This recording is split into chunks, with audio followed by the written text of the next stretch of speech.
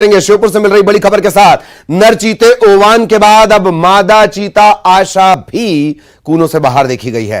विजयपुर और बीरपुर इलाके के जंगल के आसपास इनके मूवमेंट बने हुए हैं। हालांकि वन विभाग का यह कहना है कि हम लगातार इनकी निगरानी कर रहे हैं। नदी नालों के आसपास ज्यादातर समय गुजार रही है आशा। प्रधानमंत्री मोदी ने मादा चीते का नाम आशा रखा था और ओवान वो अब तक वापस कूनों नहीं लौटा है।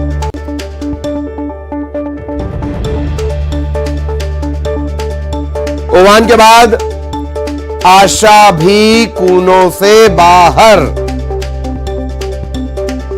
विजयपुर और बीरपुर इलाके के जंगल के आसपास इनकी मूवमेंट नजर आ रही है। वन विभाग का अमला लगातार निगरानी कर रहा है, नजरें बनाए हुए हैं। प्रधानमंत्री मोदी ने ये मादा चीते का नाम रखा था आशा। ओवान लगातार वन विभाग को परेशान वैसे ही कर रहा है और अब आशा भी कूनों से बाहर।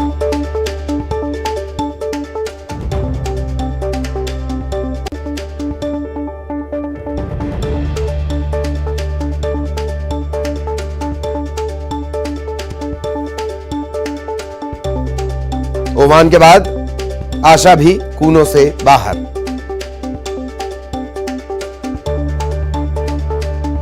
सहयोगी दीपक हमारे साथ जुड़े हुए हैं। दीपक, पूरी जानकारी विस्तार से। ओवान के बाद आशा भी बाहर।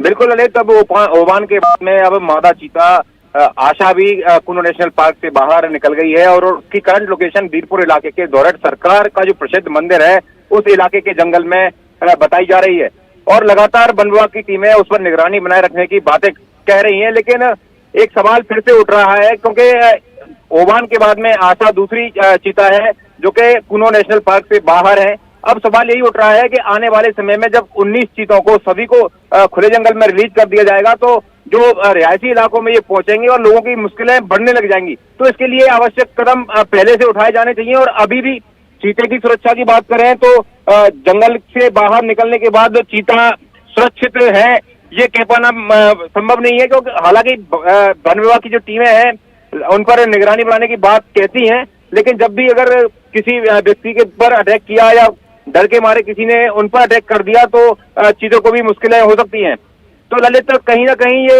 एक बड़ी बात है क्योंकि प्रधानमंत्री नरेंद्र मोदी ने इस चीता का आशा का नाम रखा था और खास तौर पर इसका ख्याल वैसे तो सभी का ख्याल रखना है लेकिन इसका विशेष रूप से ध्यान रखा जाना चाहिए था। लेकिन सांकेतिक तौर पर जिसका नाम खुद प्रधानमंत्री ने रखा हो तो इंपॉर्टेंस और ज्यादा बढ़ जाती है। दीपक, एक बात और, क्या आशा को भी कॉलर आईडी लगा है? दूसरी बात ये कि ये तो अंडरस्टूड है, ये तो समझ में आना चाहिए था वन विभाग को कि इन्हें रोक पाना छोटे बाड़े के जरिए या छोटी दीवार के जरिए या छोटे तार के जरिए ये संभव नहीं है। बिल्कुल, ये बात पहले से समझ लेना चाहिए था क्योंकि इन्होंने ट्रेनिंग भी की है, उस चीज को बारीकी से परखा भी है। नामीबिया में भी कूनों के अधिकारी गए थे और उसके बाद दक्षिण अफ्रीका में भी इन्होंने जाकर के ट्रेनिंग ली है और इस चीज को बारीकी से समझने की बातें हुई।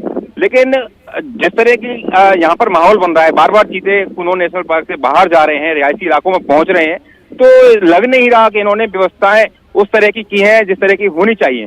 तो ये कहीं ना कहीं व्यवस्थाओं पर सवाल तो उठ ही रहा है और यही सबसे बड़ा सवाल है कि ट्रेनिंग करने ही गए थे या पता नहीं सीख कर आए हैं कि खैर। बहुत बहुत शुक्रिया आपका दीपक इस तमाम जानकारी के लिए। अपनी मां का सपना पूरा करने के लिए एक बेटा श्रवण कुमार बन गया।